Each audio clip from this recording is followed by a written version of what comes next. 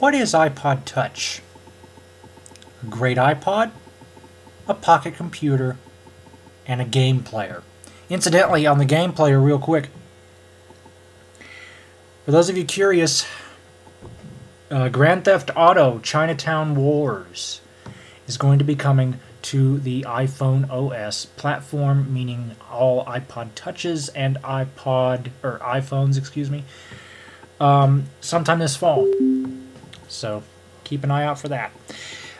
There is one more thing that it is, and that is the world's first accessible pocket computer without having to add anything.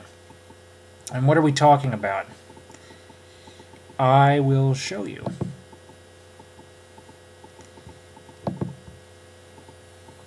As you know, or may not know, my vision is pretty poor, and it should actually be pretty obvious considering that I'm zooming in here on the screen. What you see before you is what I have to see, what I have to zoom in, how far I have to zoom in to see. So it makes sense that this would be important to me. It says here that iPod Touch includes a screen reader and other innovative accessibility features that make it easier to use for those with impaired vision. Excuse me. VoiceOver. The same VoiceOver screen reader that is made popular on the Mac and the iPhone is now a standard feature on the iPod Touch 3rd generation. And for those of you who are curious about how that works, go to my video on iPhone 3G Speaks, and you'll get more information on that. This feature alone is more than worth the upgrade price. For 32 gigs, I believe it's now $300, which is nice because even though I got my first iPod Touch as a birthday present when a couple years ago, you know, they asked about $400 for the 32 gig. That price slot is now reserved for a 64 gig iPod Touch. So the 32 gig is now $300, and the 16 gig is $200, and I believe they did away with the 8 gig. But the beautiful part is that it's accessible. Using VoiceOver, the zoom utility, and they have a high contrast utility, it is completely accessible. The only barrier that you would have in terms of accessing the iPod through this manner is the possibility of third-party apps not being accessible, and that's primarily on the third-party developers' shoulders, not necessarily Apple's. But I'm almost sure that given the fact that VoiceOver is included as a standard option, I wouldn't be at all surprised if the framework to make an app accessible with VoiceOver is included in the new iPod, in the software development kit. But again, VoiceOver speaks items on the screen. That's what a screen reader is. It reads the screen.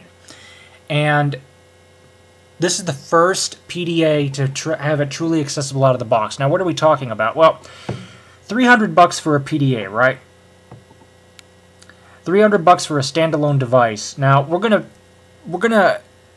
take the iPhone and just toss it aside, and we're gonna take Windows Mobile professional smartphones and toss them aside, because we're looking at the iPod Touch, and the only market the iPod Touch stands a chance with in terms of accessible devices are Daisy players and standalone PDAs. Now, as far as a standalone PDA goes, this is pretty nice because this costs about as much for 32 gigs of storage as the HP consumer level 110 iPack. That also runs about the same price, and it has far less storage. And also on top of that, you have to pay an additional $250 for the screen reader. So this is a far better deal. It gives you gives you much more space. I've seen a couple of office suites. I cannot tell you which ones are accessible because I've never really tried it in depth. I've never really had too much time to really go in depth with VoiceOver. But they have some office suites. I've even seen an application in the App Store where you can take the iPod Touch and use it as a thumb drive. I believe it's over Wi-Fi. Maybe with the new iPod Touch they'll add a Bluetooth option as well. But $299 for full accessibility for a media player, a web browser, email client, Office, assuming that it's accessible. Screen reader, it's all there. $300, flat rate. And even a VoIP phone, because this has a, I believe this does have, it does have a voice control, built-in microphone. You can use Skype. So this is really nice. This is a VoIP smartphone now that's fully accessible out of the box. So I love this.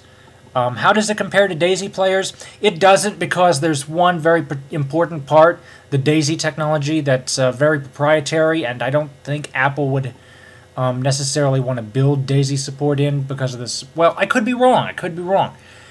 But at the moment, there's no Daisy support for the iPod. But if you're fine with Audible and you're fine with Amazon Books, go ahead, get the iPod Touch. It's accessible, and it's far more powerful than any Daisy player I've ever seen. Of course, like I said, it doesn't have the Daisy support, but if you can get by without it, I mean, this is a pretty good deal. I'd better shut up because I think I'm running out of time. But anyway, that's the story. Thank you for watching. Comments are welcome. Insults against me will get you blocked, and have a nice day.